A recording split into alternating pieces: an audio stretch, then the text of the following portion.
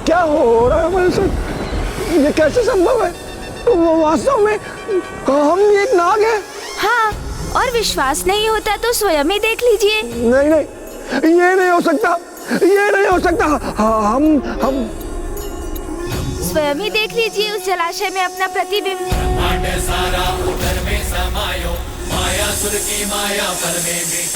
ये क्या हो रहा है हमें?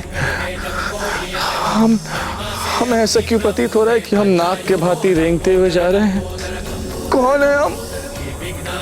क्या है सच्चाई? क्या है हमारा परिचय? क्या हम एक नाग हैं? ये क्या हो गया है हमें? संकट है छाया, माया से मायासुर ने बंदी बनाया। अब इस मायावी को ज्ञात हुआ कि जो अपनी माया के प्रकोप से सभी पर अत्याचार करते हैं, वो जब स्वयं माया से प्रभावित होते हैं तो कितने दयनीय प्रतीत होते हैं।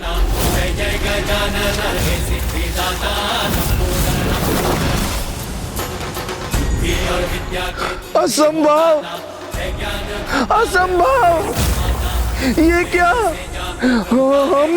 हम तो एक नाग के समान प्रतीत हो रहे हैं। हाँ, यही है आपका उचित परिचय।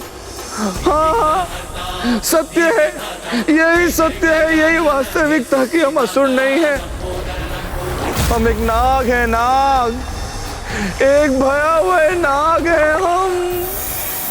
जय माता, जय जय तामसिक माता।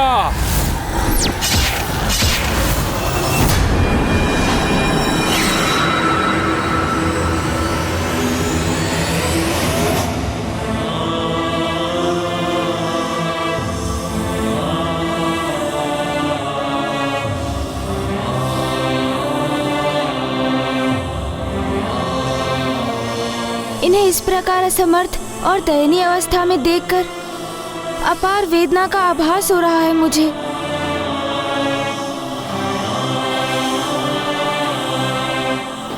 तुम्हारे अंड ने खंडित होकर मिट्टी का स्वाद ले ही लिया और अब तुम भी जाओ और मिट्टी खाओ और अपनी पत्नी और अन्य नागों के भांति जाकर इस गुफा में स्थित हो जाओ।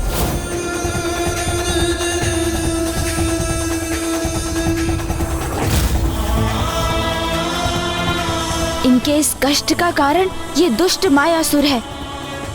इसका परिणाम इसे भुगतना ही होगा। जब आपको ये ज्ञात हो ही गया है कि आप एक नाग हैं, तो स्मरण कीजिए, दुर्गमासुर नागों से क्या करवाना चाहते थे? मिट्टी को अपना आहार बनाओ और जड़ हो जाओ। तो फिर आपको किसकी प्रतीक्षा है? चलिए चलिए, अब अविलंब दुर्गमासुर की इच्छा पूर्ण कीजिए। हाँ, अवश्य अवश्य हम दुर्गमासुर की इच्छा पूर्ण करेंगे। अवश्य, हाँ अवश्य, ये उचित है। अब हम भी एक नाग के समान रेंगते हुए जा रहे हैं और कितने असंख्य नाग हैं यहाँ।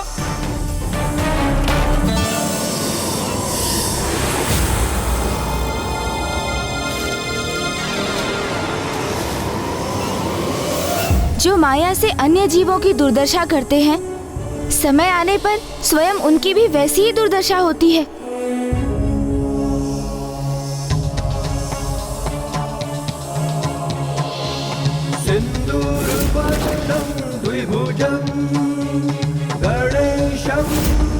हम भी मिट्टी खा के जड़ हो जाएंगे।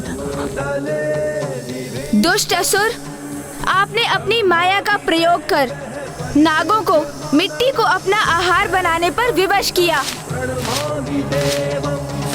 इसलिए माया के प्रभाव से मैंने भी आपकी ये दुर्दशा कर दी। हम भी मिट्टी खा के जड़ हो जाएंगे। क्योंकि जो किसी अन्य को अपने हाथ विषपान कराते हैं, उन्हें इसका भी आभास अवश्य होना चाहिए कि उनके हाथों में उनके द्वारा वो धारण किया विष उनके भी प्राणों के लिए घातक सिद्ध हो सकता है। हम जड़ हो रहे हैं। हम भी एक नाग हैं, नाग।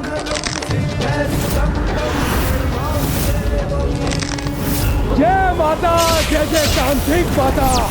2 करोड़ एक दुष्ट का उपाय तो कर दिया मैंने, किंतु ये दूसरा दुष्ट दुर्गमासुर, इसे रोकने का भी कोई उपाय शीघ्र करना होगा मुझे।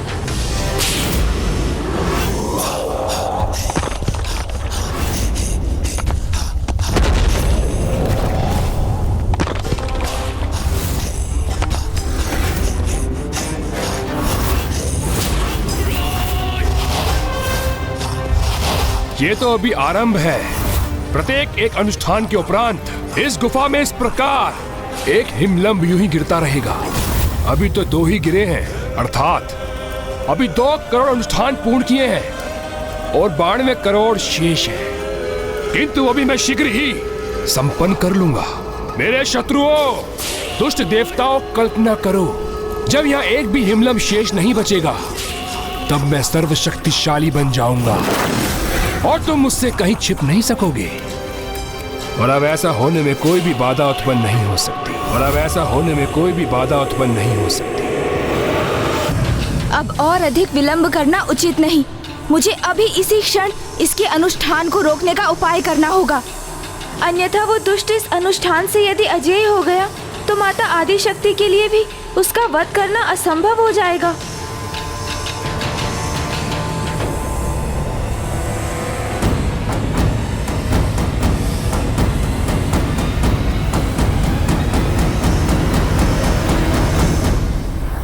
इस दुष्ट दुर्गमासुर ने अपनी सुरक्षा हेतु नागों को इस प्रकार यहाँ बिछाया है कि उन्हें पार कर आगे बढ़ना असंभव है।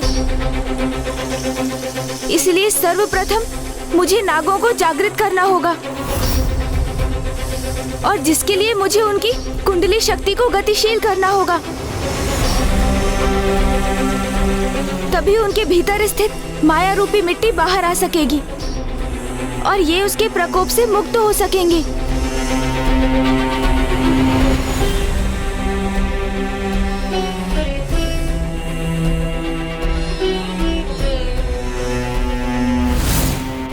हम जड़ हो रहे हैं, हम भी एक नाग है, नाग।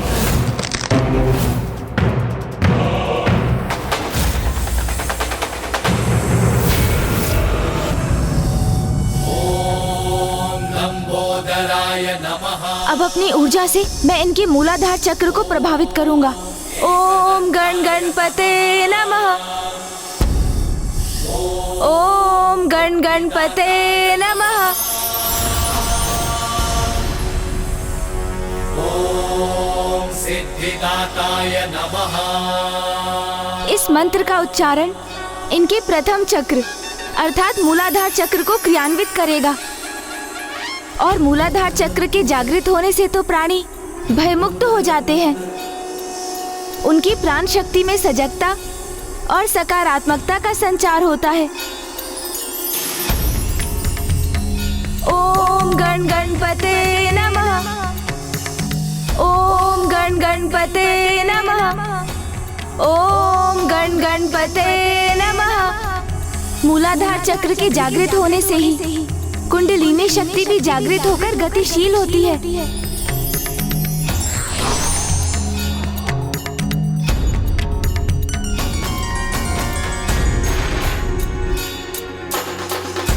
अति उत्तम। अब ये जागृत होती कुंडलिनी शक्ति शनैः शनैः समस्त चक्रों को जागृत करेगी। जिस क्रम में अगला चक्र है स्वाधिष्ठान चक्र, जिसकी जागृति जीवों के अवचेतन मन में छिपी पूर्व अनुभवों से उत्पन्न ग्लानि और पीड़ा से मुक्ति दिलाने के साथ उन्हें नकारात्मकता अवगुणों पर विजय प्राप्ति में समर्थ बनाती है, जिनसे मुक्त होकर आत्मा आनंद की ओर बढ़ती है।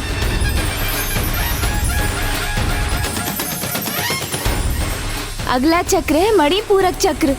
जब मणिपूरक चक्र जागृत होता है तो जीव किसी भी प्रकार की व्यर्थ लज्जा का अनुभव नहीं करता। उसकी इच्छा शक्ति प्रबल होती है और वो कर्मठ हो जाता है। फिर हृदय स्थान पर स्थित अनाहत चक्र, जो दुख और अवसाद के अनुभवों को मिटाता है और सभी जीवों के प्रति स्नेह भाव उत्पन्न करता है। इसके पश्चात विशुद्ध चक्र, जो असत्य के भ्रम जाल को मिटाकर सत्य का बोध कराता है। उसके उपरांत स्थान है अजना चक्र का, जिसकी जागृति के परिणाम स्वरूप किसी भी प्रकार की माया के प्रभाव से प्राणी मुक्त होता है और उसे सत्य का ज्ञान प्राप्त करने की अंतर्दृष्टि प्राप्त हो जाती है।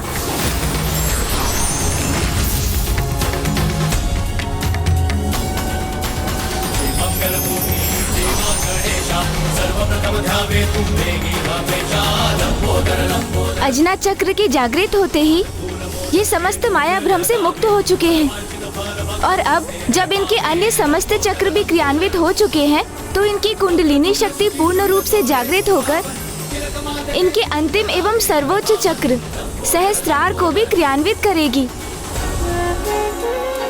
ये चक्र जागृत होकर स्वयं के प्रति आसक्ति पर विजय दिलाता है और सर्वोच्च ऊर्जा अर्थात ईश्वर से सहयोग की संभावना उत्पन्न करता है।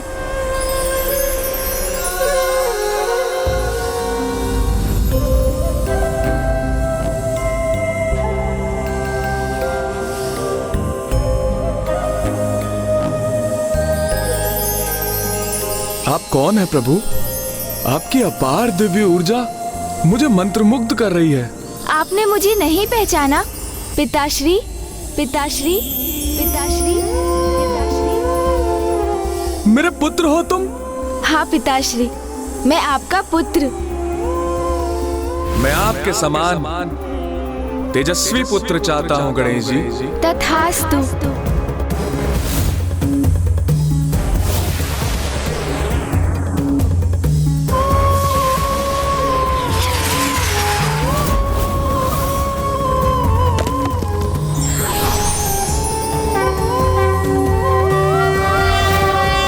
आपने मुझे दिए वरदान को फलित किया प्रभु। मेरे पुत्र रूप में जन्म लेकर आपने मुझे धन्य कर दिया प्रभु। आपने मुझे धन्य कर दिया। जय माता, जय जय तामसिक माता, जय तामसिक माता।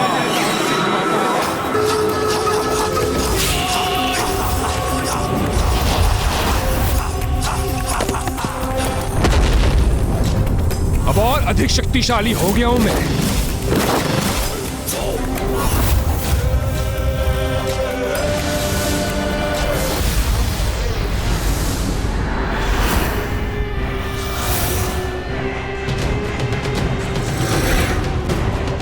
जाओ, मिट्टी खाकर जड़ हो जाओ।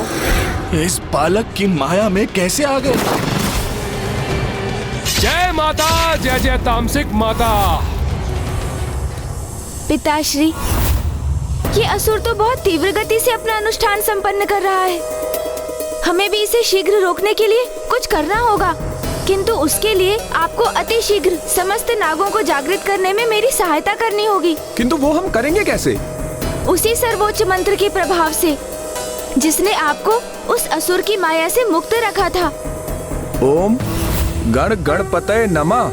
हाँ पिताश्री, एकमात्र गणेश मंत्र ही उनके मूलाधार चक्र को क्रियाशील कर उनकी कुंडलिनी शक्ति को जागृत करेगा, जिससे उन सभी की चेतना जागृत होगी और वो सभी माया की मिट्टी को उगलकर उसके प्रभाव से मुक्त होंगे।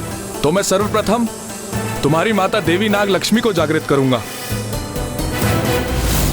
उसका कोई लाभ नहीं होगा। नागलोक के राजा शेष नाग जी।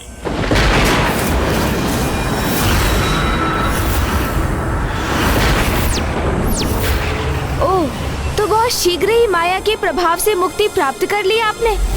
हाँ मायावी बालक, क्योंकि तुम्हारी तुच्छ माया ने हमारे शरीर के मात्र एक भाग को ही प्रभावित किया था। हमारे शरीर के दूसरे भाग तक पहुंचना असंभव है, असंभव। इस दुष्ट ने हम नागों के प्रति जो अपराध किया है उसका दंड देने दो मुझे पुत्र। दंड तो ये अवश्य भुगतेंगे, किंतु आप उसकी चिंता मत कीजिए पिताश्री। शीघ्र नागों को पुनः जागृत कीजिए और दुर्गमासुर को रोकिए आप। इसका उपाय मुझ पर छोड़ दीजिए, अन्यथा ये नागों के साथ पुनः अपनी माया की कोई क्रीड़ा करेगा।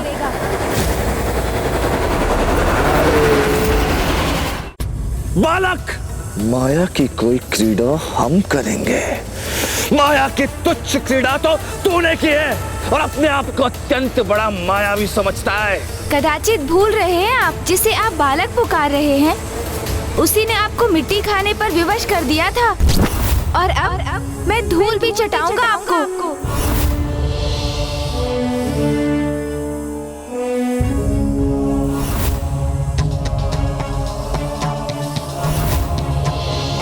सिन्दूरवर्णं द्विभुजं गणेशं लम्बोदरं पद्मदले निविष्टं ब्रह्मादिदेवः परिसेव्यमानः। ओम गणगणपतये नमः।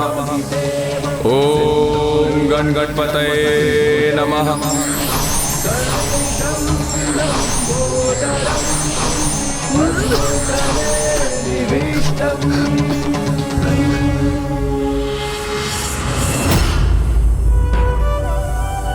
ये क्या हो गया था मुझे?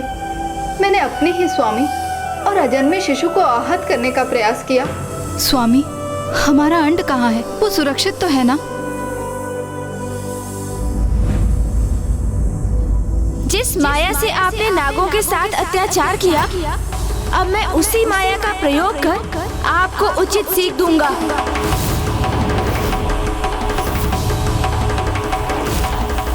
मुख गज का धारण किया है तुमने और नागों के शुभ चिंतक बने बैठे हो, उनकी रक्षा कर रहे हो। ये कैसी माया है तुम्हारी बालक? वही माया दुष्ट असुर जो आपकी आसुरी समझ के परे है। गज हो अथवा कोई नाग, सभी परम ब्रह्म के अंश हैं। इसलिए मूल रूप से सभी एक ही हैं और स्वयं में परिपूर्ण हैं। बस बस मायावी बालक, बस। प्रतीत होता है कि इतने विशाल उदर में व्यर्थ के संवाद से भरे ज्ञान के उपदेश भरे हुए हैं। इसी कारण अनर्गल प्रलाप किए जा रहे हो। समय तो आने दीजिए, ये भी ज्ञात हो जाएगा आपको कि इस उदर में क्या क्या भरा है।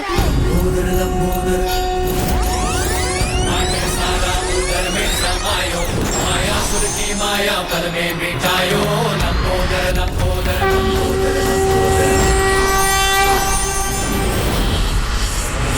अब मात्र देख हम कैसे अपने माया के प्रभाव से तुझे अपना दास बनाएंगे। दास!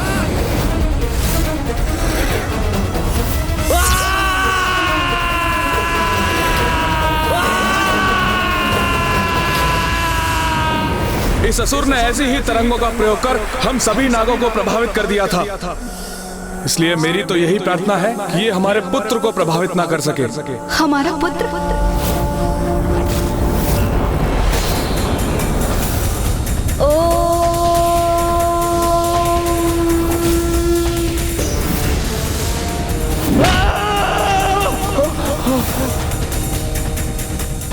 हमारा पुत्र इस दुष्ट असुर से निपटने में सर्वथा सक्षम है। इसलिए हमें अन्य नागों को जागृत करने का प्रयास करना चाहिए। तुम कोई साधारण बालक, अभी तो साधारण नाग नहीं, प्रतीत होता है कि तुम्हें उन दुष्ट देवताओं ने भेजा है। किंतु हमें चिंता करने की कोई आवश्यकता नहीं। ये तो आरंभ है, मात्र आरंभ।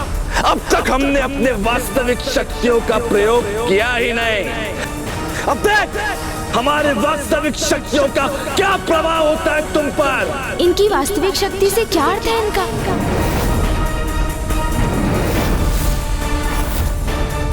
ओह, समझा, इनकी प्रतिमा जिसका इन्होंने निर्माण करवाया था। मैंने भी सर्वोच्च मंत्र का पूर्ण उच्चारण कहाँ किया है अभी। इसलिए कीजिए अपनी संपूर्ण शक्ति का प्रयोग। तुम्हारा ये आत्मविश्वास तुम्हारे अंत का कारण बनेगा मायावी बालक।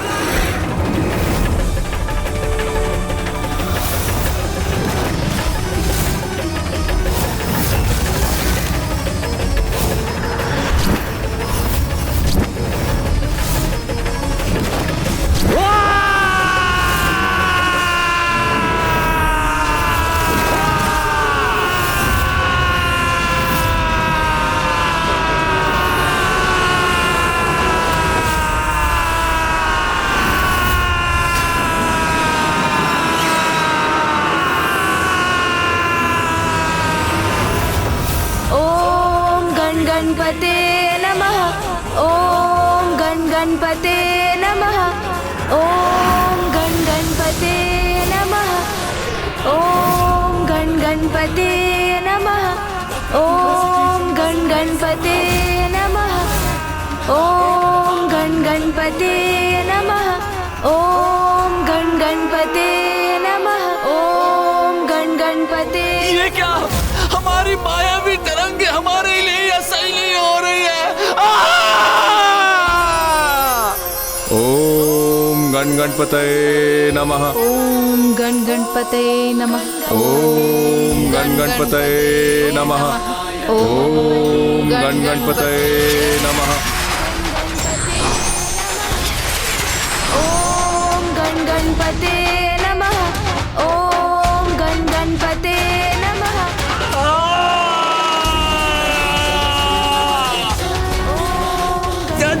कल हो रहा है हमें। ओम गणपते नमः। ओम गणपते नमः। ओम गणपते नमः। ओम ऐसा प्रतीत होता है कि हमारा शीश फट जाएगा और संग भागों में छिन्न भिन्न हो जाएगा। गणपते नमः। ओम गणपते नमः। ओम गणपते नमः। ओम गणपते नमः। ओम गणपते। ओम गणपते। असंभव, असंभव है ये, असंभव। हमारी प्रतिमा में हमारी मायावी शक्तियों का संग्रह था, उसे भी खंडित कर दिया तुमने। अभी तो उस प्रतिमा का अंत ही देखा है आपने। शीघ्र आप स्वयं अपना अंत भी देखने के लिए विवश होंगे।